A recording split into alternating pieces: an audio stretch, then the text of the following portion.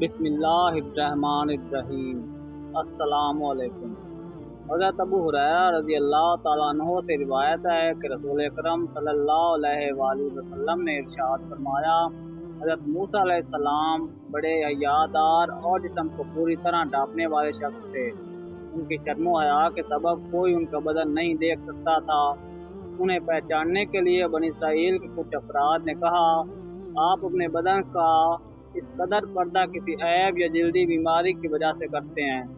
अल्लाह ताला ने चाहा कि आपका बेऐब होना जाहिर हो जाए तो एक रोज हज़रत मूसा अलैहिस्सलाम तन्हाई में जाकर अपने कपड़े उतारे और एक पत्थर पर रख दिए, फिर नहाने लगे। फारिग होकर अपने कपड़े लेने के लिए आगे बढ़े तो पत्थर उनके कपड़े लेकर भाग उठा। मूसा अलैहिस्सलाम अपना आसा लेकर पत्थर के पीछे दौड़े और फरमाने लगे, ऐ पत्थर मेरे कपड़े दे दे, ऐ पत्थर मेरे कपड़े दे दे। हत्ता के बनी इसराइल के गिरोह तक जा पहुँचे, जिन्होंने मूसा अलैहिस्सलाम का बेलिबास जिस्म इंतहाई खूबसूरत और बेऐब देखा। इस तरह अल्लाह ताला ने आपको उनके लगाए हुए इल्ज़ाम से बरी फरमा दिया। उस वक्त पत्थर ठहर गया। आपने अपने कपड़े पहने और पत्थर को अपने आसा से मारने लगे।